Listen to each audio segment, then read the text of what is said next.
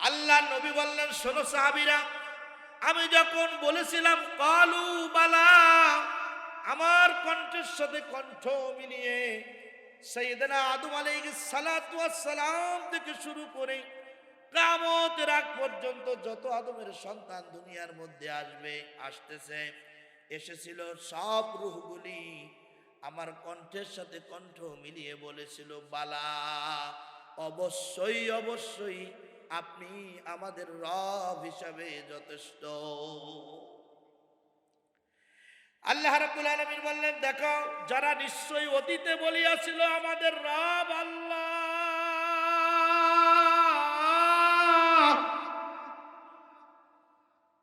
তো অতীতে কারা বলেছিল? আমরা কি তার ভিতরে ছিলাম? কথা বলেন, ছিলাম?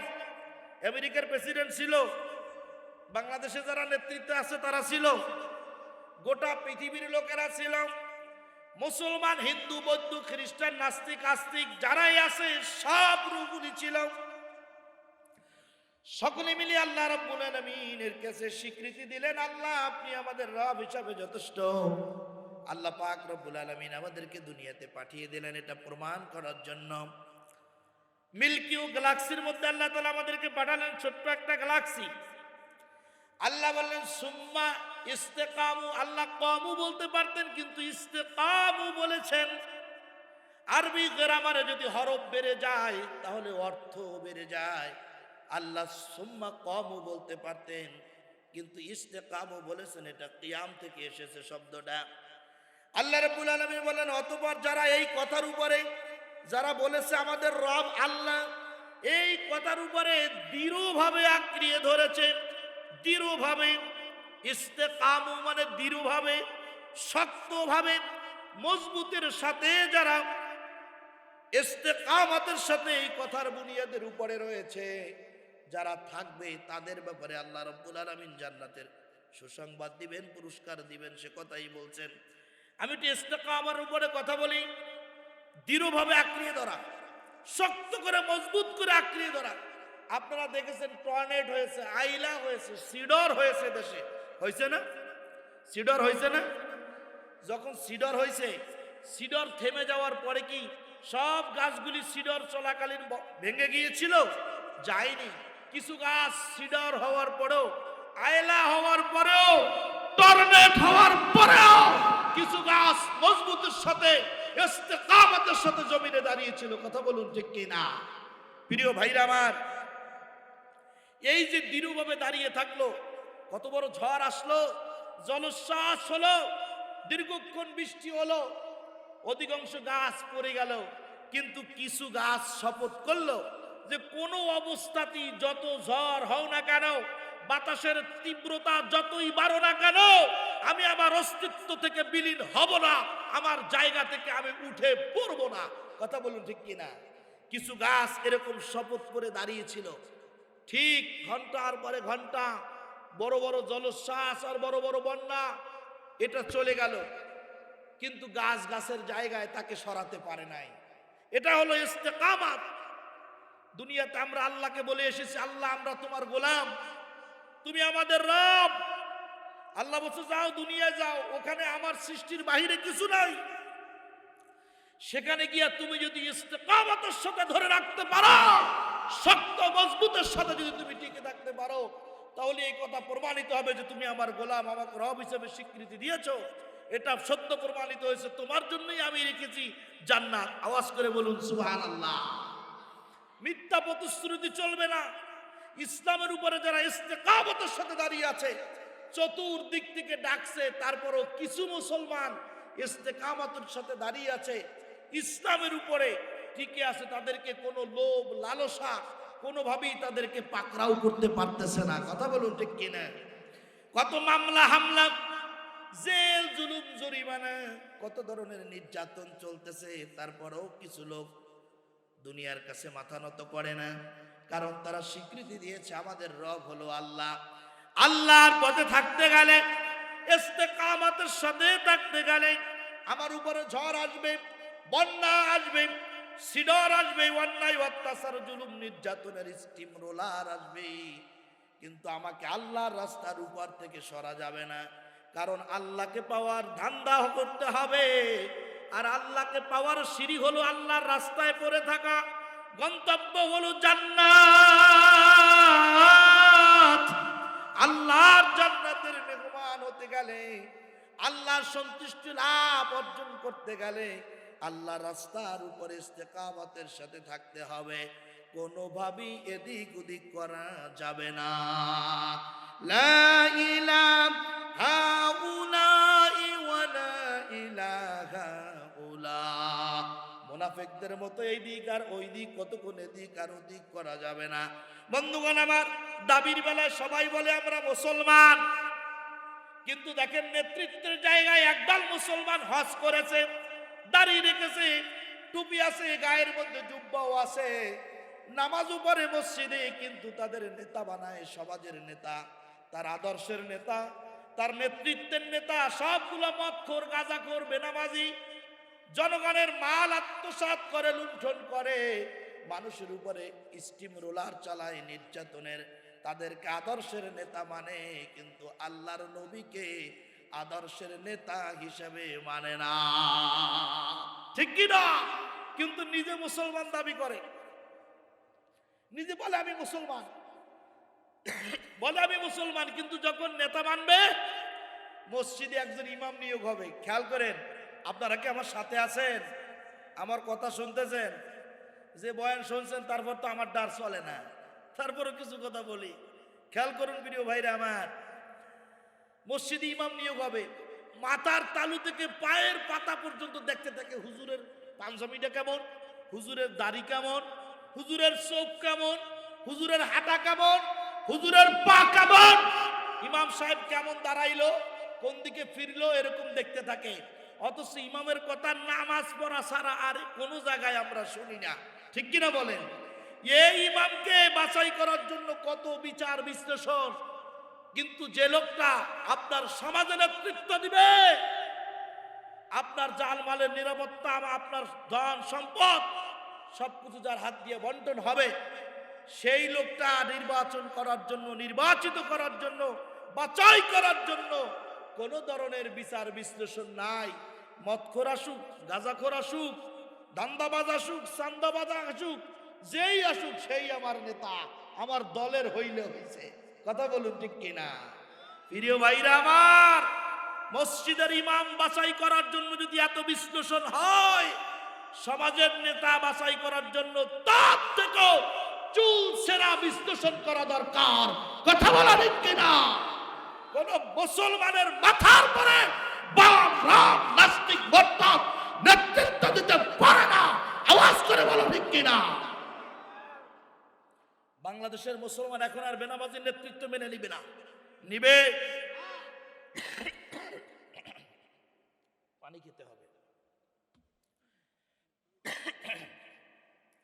বাংলাদেশের মুসলমান এখন আর বেনামাজির নেতৃত্ব মানবে না। জাতি এখন ঐক্যবদ্ধ হয়েছে। ওলামায়ে কেরাম ডাক দিয়েছেন, ওলামায়ে হিন্দ ডাক দিয়েছেন, এদেশের আহলে হক ওলামায়ে কেরাম ঐক্যবদ্ধ হয়েছেন।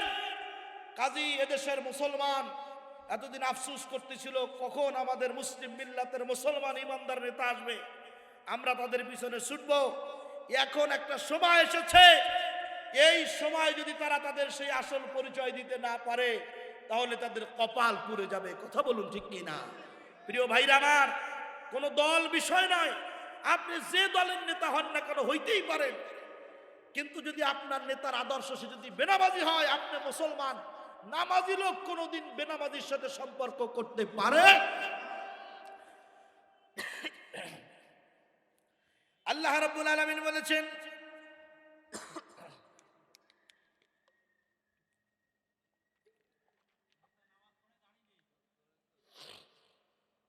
বন্ধুগণ আমার, আল্লাহ রাব্বুল আলামিন শর্ত দিয়েছেন,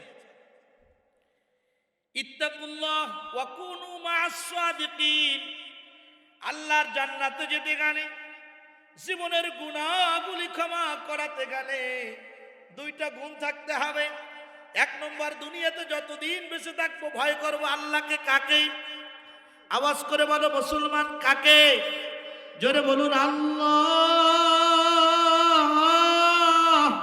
জোরে বলুন, জোরে বলুন, জোরে বলুন আল্লাহ। আল্লাহকে ডাক দেন, আল্লাহকে ভয় করতে হবে।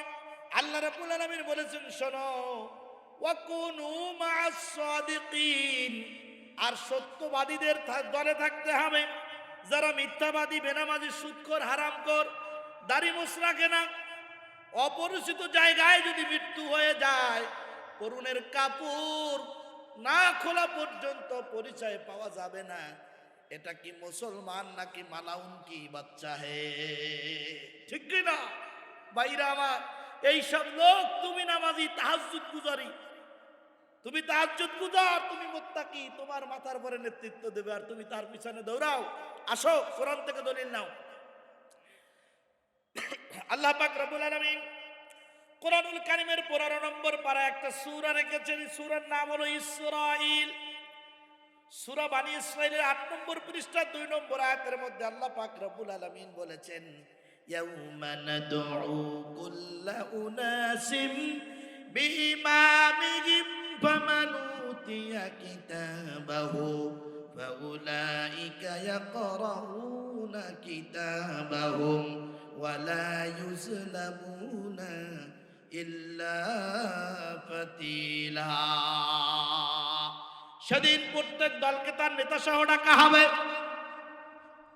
গভীর মনোযোগ, আল্লাহ রাব্বুল আলামিন বললেন, কিয়ামতের ময়দানে প্রত্যেক দলকে তার নেতা সহ ডাকা হবে। আর আল্লাহর নবী বললেন, মান তাসাব্বাহা বিকৌমিন ফাহুয়া মিনহুম, দুনিয়াতে যার সাথে যার মহব্বত থাকবে, কিয়ামতের ময়দানে তার সাথে তার হাসর হয়ে যাবে। আল্লাহ রাব্বুল আলামিন বললেন, কিয়ামতের ময়দানে প্রত্যেক দলকে তার নেতা সহ ডাকা হবে। এরপরে আমলনামা দিয়ে দেওয়া হবে। নেতাকে বলা হবে, নাও তোমার শ্রোতাদের আমলনামা, এটা তোমরা পড়ে পড়ে তারপরে শোনাও আমাকে। আচ্ছা বলেন, যে নেতা সুদ খায়, যে নেতা বেনামাজি, যে নেতার মুখে দাড়ি নাই, যে নেতা হারামখোর, যে নেতা মানুষকে জুলুম নির্যাতন করে মানুষের উপরে, যে নেতা মানুষের তেরানের কাঠ, বয়স্ক ভাতা, বিধবা ভাতা, কারেন্টের খাম্বা চুরি করে খায়, এই নেতা কিয়ামতের ময়দানে আল্লাহর সামনে দাঁড়াই আপনার আমলনামা পড়তে পারবে? আওয়াজ করে বলুন, পারবে? পারবে? তো যে নেতা কিয়ামতের ময়দানে চোরের কাতারে দাঁড়াবে, সেই নেতার পিছনে আমার ঘোরার কোনো দরকার আছে? আল্লাহ বললেন, নাদউ কুল্লা উনাসিম বিইমামিহিম ফামান উতিয়া কিতাবাহু ফাউলাইকা ইয়াকরাউনা কিতাবাহুম ওয়ালা ইউজলামুনা ইল্লা ফাতিলা। বন্ধুগণ আমার, প্রত্যেক দলকে তার নেতা সহ ডাকা হবে। নেতা ধরা খেয়ে যাবে। আল্লাহ পাক রব্বুল আলামিন বলবেন, উহশুরুল্লাযীনা যালামু ওয়া আযওয়াজাহুম ওয়া মা কানু ইয়াবুদুন।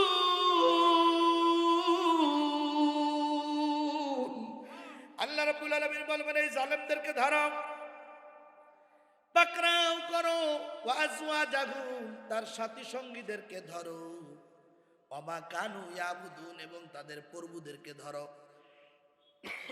তারা যাদেরকে নেতা মানত, তাদেরকে যারা পরামর্শ দিত, তাদেরকে ধরো। 3 শ্রেণীর লোকদেরকে আল্লাহ রাব্বুল আলামিন পাকড়াও করবেন। যারা বেনামাজি নেতা আছে, যারা মদখোর নেতা আছে, যারা জেনাকারী নেতা, যারা জনগণের সম্পদ আত্মসাৎ করে, যারা মানুষের হক নষ্ট করে, এই নেতা। 2 নম্বর হলো তার সাথী সঙ্গীরা, তার সাথে যারা ছিল, অথবা তাকে যারা নির্বাচিত করেছিল, তাকে যারা নেতা হিসেবে মেনেছিল, তাকে যারা ভোট দিয়ে জয়যুক্ত করেছিল, তার নামে মিথ্যা মিথ্যা স্লোগান দিয়ে, ভালো ভালো কথা বলে, যে যোগ্যতা তার ভিতরে ছিল না, এই কথাগুলি বলে বলে মানুষের কাছ থেকে ভোট নিয়ে তাকে জয়যুক্ত করেছিল এই নেতা, সাথী সঙ্গীগণ। 3 নম্বর হলো ওয়ামা কানু, যাদের পরামর্শ চলতো, যাদের মদত নিয়ে নেতৃত্ব দিত, তারা কোথায়? তাদেরকেও ধরো, তাদেরকেও পাকড়াও করা হবে। বন্ধুগণ আমার, সেদিন নেতা যদি বদকার হয় আর শ্রোতা যদি নেককার হয়, বদকার নেতাকে আমির মানার কারণে, নেতা মানার কারণে নামাজি শ্রোতা সেও বেনামাজি নেতার সাথে জাহান্নামী হয়ে যাবে, কোনোভাবে ছাড় পাবে না। বন্ধুগণ আমার, আল্লাহ রাব্বুল আলামিন বললেন কিয়ামত বড় কঠিন, এদের অবস্থা এমন হবে ইয়াউমা তারাউনাহা তাযহালু কুল্লু উম্মাতিন কুল্লু মুরদিআতিন ওয়া তাদউ কুল্লু যাতি হামলিন হামলাহা ওয়া তারান নাসা সুকারা ওয়া মা হুম বিসুকারা ওয়ালাকিন্না আযাবাল্লাহি শাদীদ। আল্লাহু আকবার বলুন। আল্লাহ বলবেন কিয়ামত শুরু হবে, এরা কিয়ামতের গর্জনের ভয়তে এমন হবে কিয়ামত বড় কঠিন। আল্লাহ বললেন গর্ভস্থ মা বোনেরা যাদের পেটের মধ্যে 5 মাস 7 মাস 8 মাসের বাচ্চা নিয়ে কিয়ামতের ময়দানে উঠবে, কিয়ামতের এক হুঙ্কারে পেট থেকে বাচ্চাগুলি গর্ভপাত হয়ে যাবে, মানুষগুলি পাগলের মতো মাতাল হয়ে যাবে, হেলতে দুলতে থাকবে, মনে হবে যেন এরা সব নেশাগ্রস্ত। আল্লাহ বললেন কেউ এরা নেশাগ্রস্ত না, ওয়া মা হুম বিসুকারা,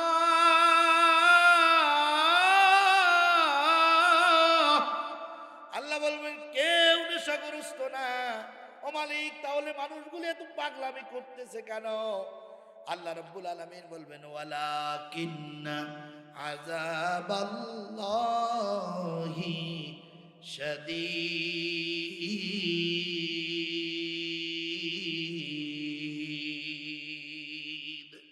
আমার আযাব বড় কঠিন, আমি আল্লাহর আযাবের ভয়তে তারা পাগলামি করতেছে, কিন্তু কোনো ছাড় দেওয়া হবে না।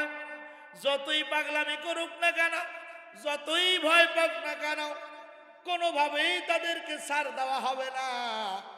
যতই তারা ক্ষমা পাওয়ার ধান্দায় থাকুক না কেন, আল্লাহ রাব্বুল আলামিন বলবেন ওয়ান্তাজুল ইয়াউম, এ অপরাধীরা, আইয়ুহাল মুজরিমুন, তোমরা আজকে অপরাধীরা আলাদা হয়ে যাও, ইমানদারদের থেকে পৃথক হয়ে যাও। আল্লাহ রাব্বুল আলামিন আলাদা করে দিবেন, কোনোভাবেই ছাড় দেওয়া হবে না। তারা মনে মনে চিন্তা করবে, আল্লাহ যখনই জিজ্ঞাসা করবে তোমরা অপরাধ করছো কিনা, আমরা সাথে সাথে বলবো না করি নাই। আল্লাহ যখনই জিজ্ঞাসা করবেন তখনই তারা না বলে দিবে। আল্লাহ পাক রব্বুল আলামিন বলেন আলিয়াউমা নাখতিম, আমি সঙ্গে সঙ্গে তাদের মোহর মেরে দেব মুখে, মুখের কোনো পাওয়ার থাকবে না। ওয়া তুকাল্লিমুনা আইদিহিম ওয়া তাশহাদু আরজুলুহুম বিমা কানু ইয়াকসিবুন। আল্লাহ বলেন এরপর আমি হাতের জবান খুলে দিব, প্রত্যেকটা আঙ্গুলি এক একটা মুখ হবে, প্রত্যেকটা আঙ্গুলি সুন্দর করে আমি রব্বুল আলামিনের দরবারে সাক্ষী দিবে, আল্লাহ আমি অমুকের হাত, এই হাত থেকে এই গুনাহতে তারা করত। এরপরে আল্লাহ রাব্বুল আলামিন বললেন ওয়া তাশহাদু আরজুলুহুম, 2 নম্বর সাক্ষী। আল্লাহ বললেন এরপরে পায়ের থেকে সাক্ষী নিব, পায়ের জবান খুলে দেওয়া হবে, পা সাক্ষী দিবে, আল্লাহ এই পা দিয়ে দিয়ে তোমার এই গোলাম গুনাহের পথ ধরেছিল, বেনামাজি নেতার পিছনে ছুটেছিল, আল্লাহ এই তোমার সেই পাপিষ্ঠ বান্দার পা আমি, আমাকে ব্যবহার করে করে গুনার রাস্তাগুলি তারা খুঁজতেছিল। আল্লাহ বলবে কোনো সুযোগ নেই। বন্ধুগণ আমার, প্রত্যেকটা অঙ্গ প্রত্যঙ্গের জবান আল্লাহ খুলে দিবেন, হিসাব শুরু হয়ে যাবে। আল্লাহ পাক রব্বুল আলামিন শেষ পর্যন্ত সব কিছুর ভিতরে সবচাইতে দামি হিসাব জমিন থেকে আল্লাহ গ্রহণ করবেন। আল্লাহ রাব্বুল আলামিন বললেন ইযা জিলজিলাতিল আরদু জিলজালাহা ওয়া আখরাজাতিল আরদু আসকালাহা ওয়া ক্বালাল ইনসানু মা লাহা। জোরে বলুন আল্লাহু আকবার। আল্লাহ রাব্বুল আলামিন ইনসানের তথ্য জমিন থেকে সংগ্রহ করবেন, জমিন সেদিন হজম শক্তি হারিয়ে ফেলবেন। আমরা যখন বেশি খাবার খাই, পেটের ভিতরে হজম হয় না, হজম শক্তি হারিয়ে ফেলি, তখন আমরা উপড়ে ফেলি, বমি করি।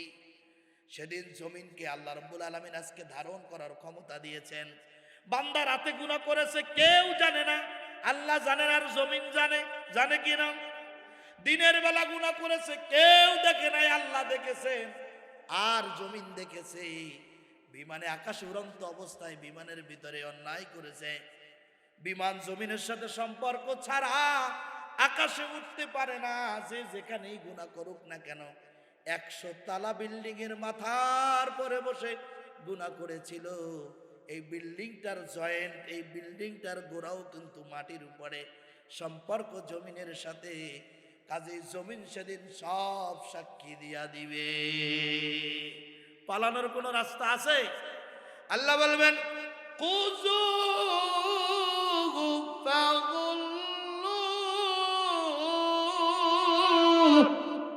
চোরগুলারে ধরো, এদেরকে হ্যান্ডকাপ পরাও, বেরি লাগাই দাও। ফাগুল্লু সুম্মাল জাহিম সাল্লু। বন্ধুগণ আমার, সেদিন জাহান্নামের মধ্যে নিক্ষিপ্ত হতে হবে, কোনোভাবেই রেহাই পাওয়া যাবে না।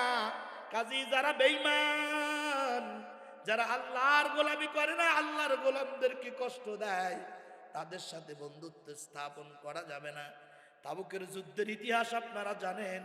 যারা আকাবার শপথধারী 3 জন সাহাবী, ওই যে মুনাফিকদের সাথে 300 জন মুনাফিক আল্লাহ রসুলের সাথে গাদ্দারি করে জিহাদের ময়দানে অংশগ্রহণ করেন নাই, তার ভিতরে 3 জন সাহাবী ছিলেন আকাবার শপথধারী।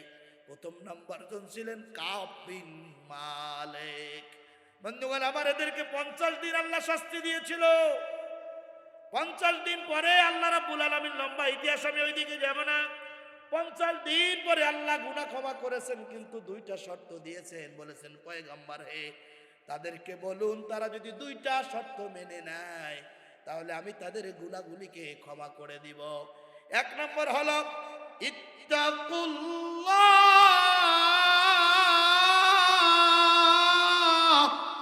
তারা যতদিন বেঁচে থাকবে আমি আল্লাহকে ভয় করতে হবে।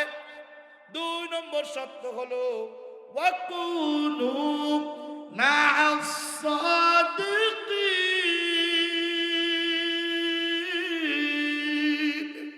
সত্যবাদীদের সাথে, সাদিকিনদের সাথে, যারা সৎ লোক তাদের সাথে বন্ধুত্ব স্থাপন করতে হবে।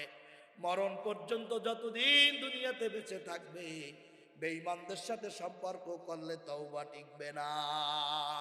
ইমানদারদের সাথে তুমি নামাজ পড়ো, আর বেঈমানদের সাথে তুমি নেতার ভোটের প্রচারণা করো।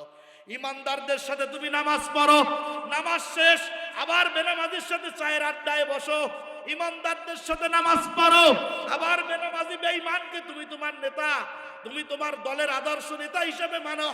আল্লাহ রাব্বুল আলামিন বললেন, তুমি যতই নামাজ পড়ো না কেন, আমি রব তোমাকে গোলাম হিসেবে পছন্দ করি নাই। তোমার কোনো পাত্তা আমি রবের কাছে নাই, আমার জান্নাতের চাবি তোমাকে দেওয়া হবে না। তাহলে কিভাবে মানবো? মানার মতো মানতে হবে। ছোট্ট একজন সাহাবী, ওখান থেকে আমরা একটা মিসাল নিই। দেখেন, ছোট্ট একটা ইতিহাস। বিশাল একজন সাহাবী, আল্লাহ রসুলের খুব পছন্দের একজন সাহাবী, যার কথা বললেই আপনারা বলবেন হুজুর এ ওয়াজ জানি, আমরা অনেকে শুনেছি, কতবার শুনেছি। কেউ বলবেন হাজার হাজার বার, আবার কেউ বলবেন হুজুর জীবনে কতবার শুনেছি তার কোনো হিসাব নাই। পৃথিবীতে একজন কালো মানুষ ছিল, আল্লাহ রসুল বলেছেন আমার এই সাহাবীর মতো কালো মানুষ আল্লাহ রব্বুল আলামিন কিয়ামতের আগ পর্যন্ত আরো দুনিয়ায় পাঠাবে না। এই সাহাবীর নাম কি বলেন? জোরে বলুন। হযরতে বেলাল কলেমা পড়েছে, বলেছেন আমার রব। ক্বালু রাব্বুনাল্লাহ, তিনি বলেছিলেন আমার রব আল্লাহ। ওই যে সেই সময় দুনিয়াতে এসে কলেমা পড়ার পরে সুম্মাস্তাকামু, ইস্তেকামতের সাথে সেটাকে ধরে রেখেছে। কত শাস্তি দেওয়া হলো, জ্বলন্ত আগুনের কয়লার মধ্যে টানা হয়েছে, শরীর পুড়ে গেল, রক্তাক্ত হলেন, জবানটা পুড়ে গেল, পুরো শরীর পুড়ে গেছে। এত প্রহার করা হয়েছে, পিঠে ফিঙ্কি দিয়ে রক্ত বের হয়েছে, তারপরও আল্লাহকে বলে নাই। জবান থেকে কথা বের হয় না, তারপরও জিহ্বা নড়ে। কাফেরের গোষ্ঠী দ্বারা মুখের কাছে কান লাগালো, দেখতেছে এখনো বলে আহাদ আহাদ আহাদ, আমার আল্লাহ এক, আমার আল্লাহ এক। মুসলমান ইমানদার আল্লাহর গোলাম আল্লাহর প্রেম থেকে দূরে সরাইতে পারলো না। লোকটা এমন লোক ছিল, চেহারার ভিতরে কালা কুৎসিত, কোনো সৌন্দর্য ছিল না। চুলগুলি ছিল উষ্ম কুষ্ম, মুখের ভিতরে দাঁতগুলি ছিল বেঁকা জোকা, আঙ্গুলগুলি ছিল এলোমেলো, কুচকুচে কালো। মাথার চুল আর চেহারা কোনটা পার্থক্য করা যেত না, এত কালো মানুষ। হাফসার গোলাম ছিল। হাফসা দেশের লোকেরা সকালবেলা উঠে যার সাথে হযরতে বেলাল রাদিয়াল্লাহু তাআলা আনহুর সাথে দেখা হতো, বর্ণনা করতেন, বলতেন তোমার মতো একজন নিকৃষ্ট ব্যক্তির সাথে দেখা হলো, আজকে আমার দিনটাই খারাপ হয়ে যাবে। সকলে বলুন নাউজুবিল্লাহ। এমন সাহাবী ইস্তেকামতের সাথে বলছে, যতই তোমরা জুলুম নির্যাতন করো, আল্লাহকে ভোলার কোন সুযোগ, আওয়াজ করে বলুন, সুযোগ নাই। আল্লাহ বললেন, যা বেলাল, তুই আমাকে এত ভালোবাসলি, যেই নবীকে আমি সমস্ত নবীদের নবী বানাইছি, যেই নবীকে সমস্ত রসুলদের রসুল বানিয়েছি, যেই নবীকে আমি সাইয়্যিদুল কাউনাইন বানিয়েছি, এই নবী যেই মসজিদের ইমাম, ও বেলাল তুমি সেই মসজিদের মুয়াজ্জিন হবে। আল্লাহ রাব্বুল আলামিন তাকে মুয়াজ্জিন বানিয়ে দিলেন। দুর্ভাগ্য, কিছুদিন চলে গেল। আমাদের সমাজে বাংলাদেশে একটা নিয়ম আছে, মসজিদ যখন নূতন শুরু করে, মাদ্রাসা যখন নূতন শুরু করে, কোনো কায়দায় একজন হুজুর হইলেই হবে। কিছুদিন পরে একটা বিল্ডিং হলো, মসজিদটা এয়ার কন্ডিশন হলো, টাইলস হয়ে গেল, এসি কমপ্লিট। একদল সুশীল সমাজের চিন্তাশীল লোকেরা বলে, এখন আর এই ইমাম চলে না, টাইলস আলা মসজিদে এই ইমাম চলে না, দামি ইমাম লাগবে। কথা বলেন ঠিক কিনা? বন্ধুগণ, আমার লম্বা ইতিহাস। একদিন সালাতুল ইশা নামাজের পরে নবী করিম সাল্লাল্লাহু আলাইহি সাল্লাম মসজিদে নববীতে সাহাবায়ে কেরামের দিকে ফিরে বসলেন। সাহাবায়ে কেরাম একটা প্রস্তাব রাখলেন, ইয়া রাসূলুল্লাহ, ইয়া হাবিবাল্লাহ, আমাদের একটা প্রস্তাব আছে, আপনি গ্রহণ করুন। আল্লাহর নবী বললেন, জানতে চাই তোমরা কি প্রস্তাব দিবে? সাহাবায়ে কেরাম বললেন, ইয়া রাসূলুল্লাহ, আমাদের ভাই বেলাল অনেক ভালো মানুষ, তাতে কোনো সন্দেহ নাই, তার জবানটা স্পষ্ট, আশহাদু আল্লাহ আশহাদু আন্না শব্দগুলি বলতে পারে না, আশহাদু হয়ে যায়, আশহাদু বলতে পারে না, সা আশ শিন বলতে পারে না, আশহাদু হয়ে যায়, স্পষ্ট হয় না। ইয়া রাসূলুল্লাহ, ইয়া হাবিবাল্লাহ, এখন তো মদিনার প্রত্যেক ঘরে ঘরে মুসলমান তৈরি হয়ে গিয়েছে গো আল্লাহর রাসূল, আপনি যদি একটু বেলাল রাদিয়াল্লাহু তাআলা আনহুকে একটু বাদ দিয়ে যদি নতুন একজন সুররিত কণ্ঠের মুয়াজ্জিন নিযুক্ত করে দিতেন, তাহলে আজানটা আরো সুন্দর হতো। আজান শোনা মাত্র আমাদের ঘুম ভেঙে যেত, কোনো লোক ঘরে থাকতে পারতো না। আল্লাহর নবী বললেন, তোমরা কাকে চাও? সাহাবীর নাম আসলো, বিশ্বনবী বললেন, যাও ফাইনাল করে দিলাম, অমুক সাহাবী তোমাদের মুয়াজ্জিন। ঠিক ফজরের রক্ত হলো, সুররিত কণ্ঠের মুয়াজ্জিন সাহেব মসজিদে নববীর মিনার থেকে সুন্দর কণ্ঠে আজান দিয়ে দিলেন। আল্লাহ রাসূল ওই দিন রাতে পালাক্রমে আম্মাজান আয়েশা সিদ্দিকা রাদিয়াল্লাহু তাআলা আনহার ঘরে রাত যাপনের পালা ছিল, সিরিয়ালটা ছিল ওই দিন ওই হুজরার মধ্যে। তিনিও নামাজের ইমামতি করার জন্য বের হয়ে আসলেন, যায় নামাজে দাঁড়িয়ে আছেন, অপেক্ষা করছেন। সময় কেটে গেল, মিনিটের পরে মিনিট, মিনিটের পরে মিনিট, ঘন্টা পার হতে যাচ্ছে, কিন্তু সুবহে সাদিক হচ্ছে না, আলোক উজ্জ্বল দিবস আসতেছে না, মসজিদে নববী আলোকিত হচ্ছে না। আল্লাহ রাসূল চিন্তায় পড়ে গেলেন। দীর্ঘক্ষণ অপেক্ষা করার পরে লম্বা ইতিহাস, হযরত জিবরিল আলাইহিস সালাতু ওয়াস সালাম এসে হাজির হয়ে গেছে। ইয়া রাসূলুল্লাহ, ইয়া হাবিবাল্লাহ, আজকে কি মসজিদে নববীর মিনার থেকে ফজরের আজান হবে না? আল্লাহ নবী বললেন, কেন ভাই জিবরাইল, তুমি একথা বলো কেন? অন্যান্য দিনের চাইতে আজকে সুররিত কণ্ঠে কত সুন্দর করে আজান দিয়েছে, যে আজানটা মসজিদের নববীর আশপাশ দিয়া মদিনার প্রত্যেকটা ঘরে ঘরে আওয়াজ পৌঁছে গিয়েছে। মানুষগুলি ফজরের নামাজ আদায় করার জন্য অপেক্ষায়, অপেক্ষমান, সুবহে সাদেক হচ্ছে না, এই কারণে নামাজ আদায় করতে পারতেছি না। হযরত জিবরিল আলাইহিস সালাম বললেন, ইয়া রাসূলুল্লাহ, ইয়া হাবিবাল্লাহ, আমি সপ্ত আকাশের উপরে ছিলাম, সেখান থেকে রওনা শুরু করেছি। অক্ত পার হয়ে যাচ্ছে, সপ্তম আকাশ, ষষ্ঠ আসমান, পঞ্চম, চতুর্থ, তৃতীয়, দ্বিতীয়, প্রথম আসমান ভেদ করে জমিনে আসলাম। প্রত্যেকটা আসমানের রক্ষী বাহিনীদেরকে জিজ্ঞাসা করলাম, তোমরা কি আজকে মসজিদে নববীর মিনার থেকে হযরতে বেলালের কণ্ঠে ফজরের আজান শুনেছো নাকি? একটা তালার রক্ষী বাহিনী, একটা আসমানের পাহারাদার ফেরেশতারা সাক্ষী দিতে পারলো না যে হ্যাঁ আমরা শুনেছি। সবাই বলেছে আজকে আমরা আজান শুনতে পাই নাই। ইয়া রাসূলুল্লাহ, যতই সুররিত কণ্ঠের মুয়াজ্জিন আপনি নিযুক্ত করেন না কেন, যে আজান আসমানে যায় না, এই আজানের কোনো দাম নাই। কথা বলো ঠিক কিনা? বন্ধুগণ আমার, মানুষটা বড় কালো, কিন্তু প্রেম ছিল আল্লাহর সাথে ভালো। কত ভালো, কত ভালো। যখন এশার নামাজের পরে ফয়সালা হয়ে গেল, হযরত বেলাল মসজিদে নববীর এক কর্নারে সিজদায় পড়ে গেলেন, কান্না শুরু করে দিলেন, আল্লাহ, যতক্ষণ পর্যন্ত তুমি আমার ব্যাপারে ফয়সালা না করবে জমিন থেকে মাথা তুলবো না। আল্লাহ চেহারাটা বড় কুৎসিত, দাঁতগুলো এলোমেলো, চেহারার ভিতরে কোনো সৌন্দর্য নাই। আল্লাহ না শুকরিয়া আদায় করি রে? বলো তো, জবানটার ভিতরে জড়তা বানাইছি কি আমি নাকি তুমি? আল্লাহ হাফসার গোলাম ছিলাম, তুমি আমাকে মর্যাদাবান করেছো, মর্যাদা দিয়েছো, সম্মান দিয়েছো, ইজ্জত দিয়েছো। আল্লাহর নবী, আল্লাহ তোমার রাসূলের পিছনে মুয়াজ্জিন বানিয়েছো। আল্লাহ তাআলা তুমি আমাকে ইজ্জত দেওয়ার পরে আবার কোন ভুলের কারণে আমার কাছ থেকে ইজ্জতটাকে ছিনিয়ে নিলে? ও রব ও আসমানের মালিক আল্লাহ, আমার ব্যাপারে যতক্ষণ পর্যন্ত নূতন ফয়সালা না হবে ততক্ষণ পর্যন্ত জমিন থেকে মাথা উঠাবো না, দুনিয়ার কোনো দানা পানি গ্রহণ করবো না। এলাকার ভাইরা, কত সুন্দর চেহারা ছিল না, আমার মতো দামি জামা গায়ে ছিল না। জমিনে বসে ডাক দিছে, আল্লাহর আরশ আজিম থরথর করে কেঁপে উঠছে। আল্লাহ সহ্য করতে পারে না, জিবরিল আমিনকে পাঠায় দিল। আর আমরা যখন বাংলাদেশের প্রত্যন্ত অঞ্চল থেকে রাত 2টা-3টা বাজে মাহফিল করে রওনা করি, মাঝে মধ্যে আমাদের গাড়ি রাস্তার উপরে কুকুরে আটকিয়ে দেয়, পাতি শিয়ালে আটকিয়ে দেয়। গাড়ির ভিতরে বসে জ্বালানা অল্প একটু গ্লাস খুলে ডাকি, কুকুর পথ ছেড়ে দাও। এত ডাকি কিন্তু কুকুর পথ ছাড়তে রাজি না, তার মানে আমাকে চেনে না। এত সুন্দর চেহারার সুন্দর কাপড় দিয়ে লাভ কি হলো? রাস্তার কুকুরও ডাক শোনে না। কালো কুৎসিত মানুষ জমিনে বসে আল্লাহকে ডাক দিছে। আল্লাহর আসমান আরশ আজিম পর্যন্ত থরথর থরথর করে কেঁপে উঠেছে।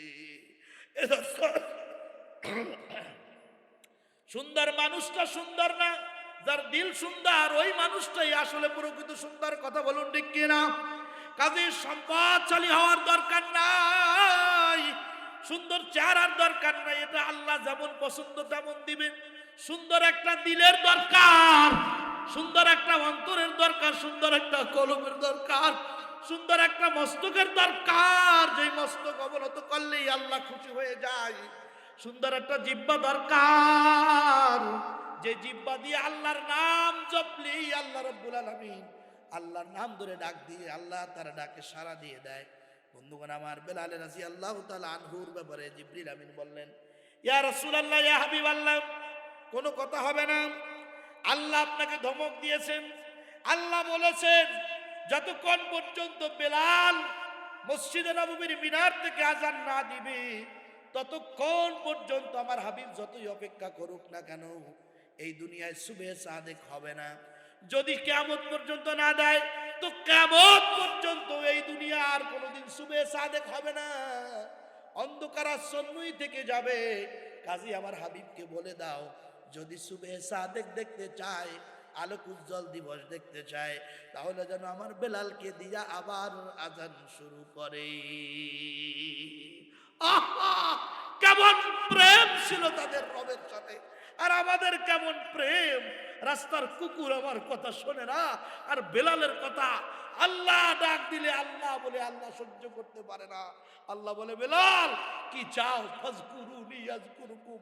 আহ, এত সুন্দর চেহারাদার, এত সুন্দর চেহারাবান, এত শান শওকত, এত সার্টিফিকেট, এত ডিগ্রি না হয়ে যদি বেলালের মতো মানুষ হইতে পারতাম, জিন্দগি পরিবর্তন হয়ে যেত।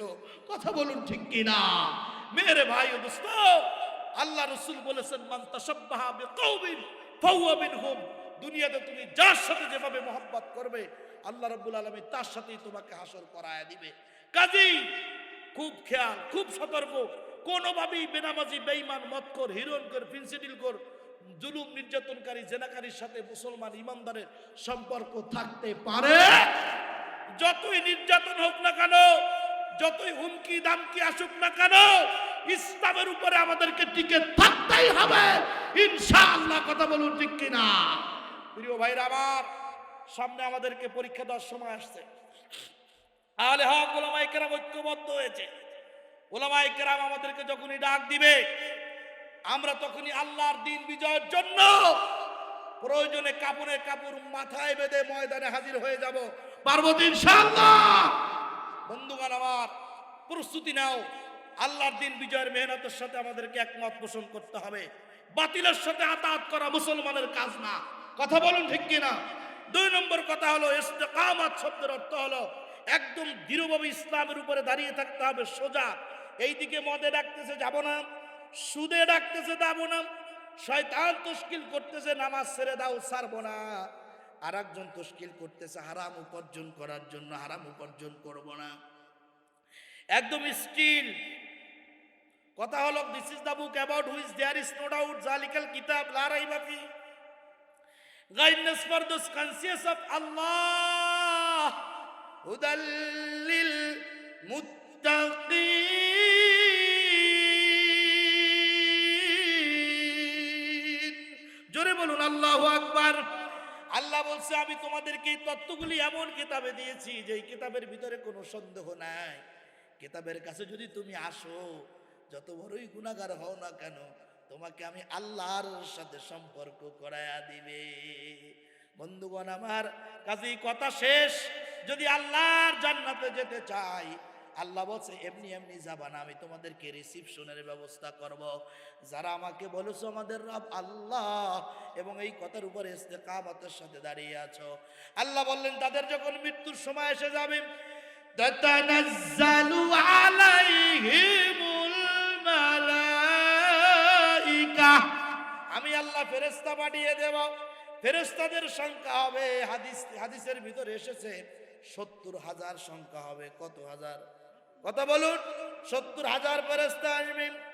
রায়হান ফুলের তোড়া নিয়ে তারা হাজির হয়ে যাবে। আমরা যখন দুনিয়ার রাজনৈতিক মিছিলে যাই, একদল বলে অমুক নেতার চরিত্র, আর এক দল বলে ফুলের মতো পবিত্র। আছে কি নাই? আছে না? ফেরেশতারা 3 ভাগে বিভক্ত হয়ে যাবে।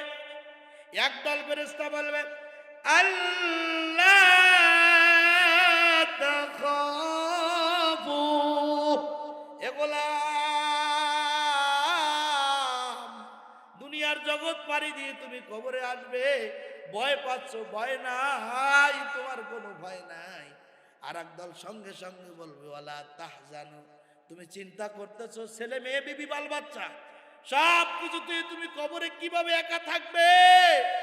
এই আল্লাহর গোলাম, তোমার কোনো চিন্তাও নাই। আর একদল ফেরেশতা বাকি থাকবে, তারা বলবে সুসংবাদ গ্রহণ করো, ওয়া আবশিরু বিল জান্নাতিল্লাতী